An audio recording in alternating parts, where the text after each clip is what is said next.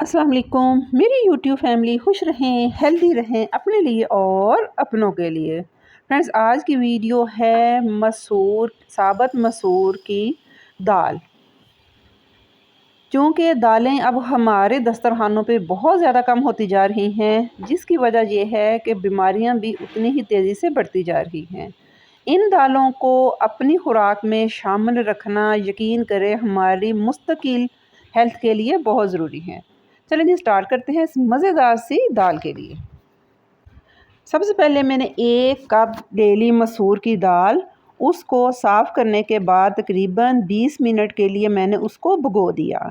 1 से 2 पानी भिगोने के बाद देखें ये दाल ना सिर्फ अपने साइज़ में डबल हो गई है, बल्कि इसके ऊपर जो गंदगी वगैरह थी वो भी उतर गई है। 20 मिनट भिगोने के बाद अब आ जाते हैं इसकी मज़ेदार सी कुकिंग की तरफ।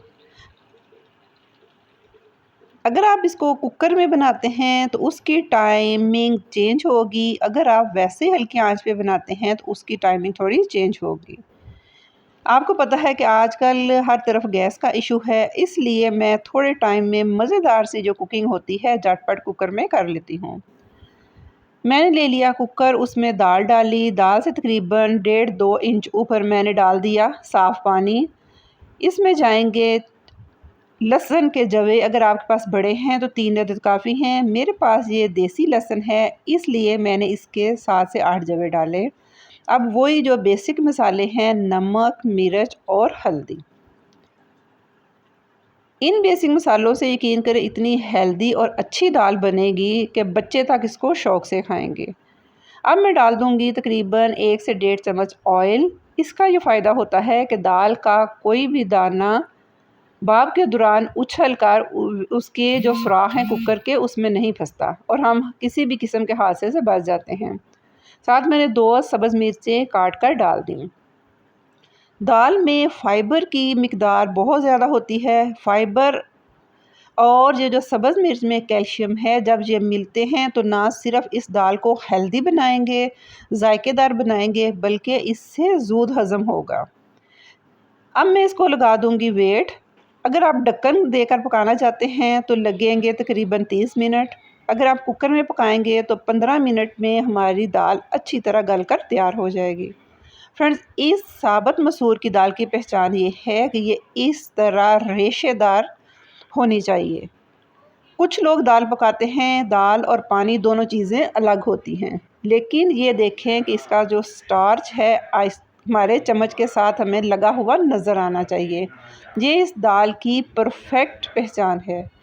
अगर आपने इसमें लहसुन साबुत डाला है तो इसको इस स्टेज पे आप लहसुन को चम्मच के साथ मैश कर सकते हैं, लेकिन हमारे घर में ये साबुत लहसुन पसंद किया जाता है, इसलिए मैं इसको एज इट ही रहने दूँगी। अब आ जाते हैं दूसरी तरफ इसके मज़ेदार और बहुत सिंपल से तड़के की तरफ। फ्राई पैन में मैंने 4 से 5 चम्मच ऑयल डाला। जैसे ही ऑयल गर्म हो गया, एक मीडियम प्याज को स्लाइस काट कर मैंने इसमें डाल दिया। अब इस प्याज को हम हल्की आंच पर इस तरह पैन को घुमाते हुए हल्का ब्राउन कर लेंगे।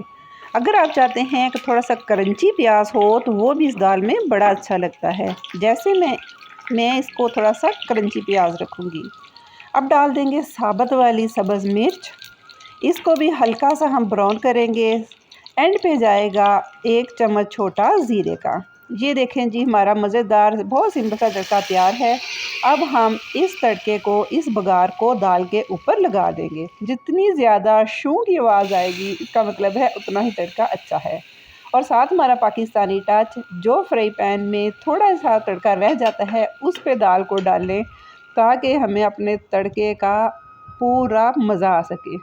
ये जी हमारी मज़ेदार, यम्मी, रेशेदार, हेल्थ वाइज बहुत अच्छी मसूर की दाल की रेसिपी कुकिंग तैयार है। अब आप इस पे थोड़ा सा गार्निश के लिए धनिया डालें और मज़ेदार सलाद के साथ इसको एंजॉय करें।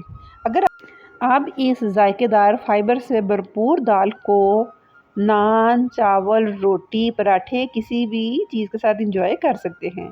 फ्रेंड्स, अगर आपको मेरी वीडियो अच्छी लगती है तो इसे सब्सक्राइब कीजिए, लाइक कीजिए और अपने फैमिली फ्रेंड के साथ इस तरह की टिप्स से भरपूर वीडियो को शेयर किया कीजिए। अल्लाह हाफिज़।